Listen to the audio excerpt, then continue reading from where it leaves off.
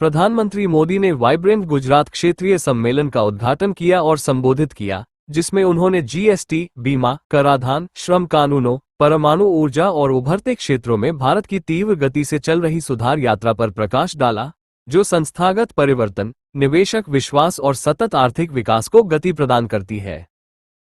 साथियों, आज का भारत विकसित होने के लक्ष्य पर तेजी से काम कर रहा है और हमारे इस लक्ष्य की प्राप्ति में रिफॉर्म एक्सप्रेस की बहुत बड़ी भूमिका है।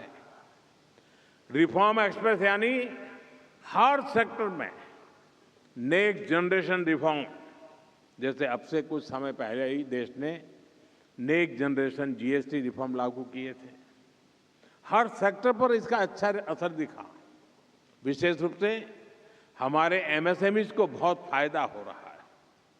रिफॉर्म एक्सप्रेस पर सवार भारत ने बहुत बड़ा रिफॉर्म इंश्योरेंस सेक्टर में किया गया है।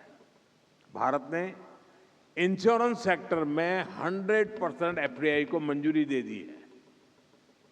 इससे देशवासियों को 100% बीमा कवरेज देने के अभियान को गति मिलेगी। इसी तरह करीब 6 दशक के बाद इनकम टैक्स कानून को आधुनिक किया गया है। इससे करोड़ों टैक्स पेयर्स को फायदा होगा। भारत ने ऐतिहासिक लेबर रिफॉर्म्स को भी लागू कर दिया है।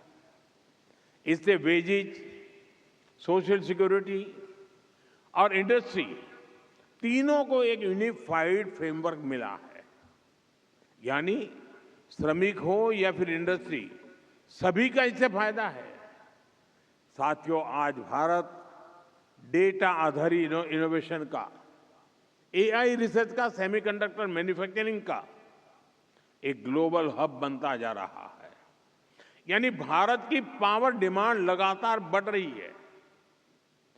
भारत को एश्योर्ड एनर्जी की बहुत जरूरत है और इसका बहुत बड़ा माध्यम न्यूक्लियर पावर है। इसको देखते हुए हमने न्यूक्लियर पावर सेक्टर में भी नेक्स्ट जनरेशन रिफॉर्म किया है।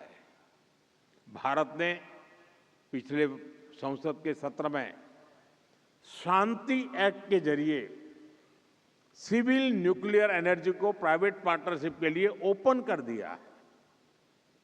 ये इन्वेस्टर्स के लिए बहुत बड़ा अवसर है।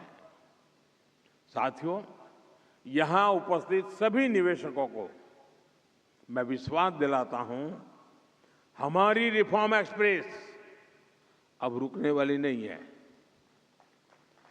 भारत की रिफॉर्म जर्नी इंस्टीट्यूशनल ट्रांसफॉर्मेशन की दिशा में बढ़ चुकी है।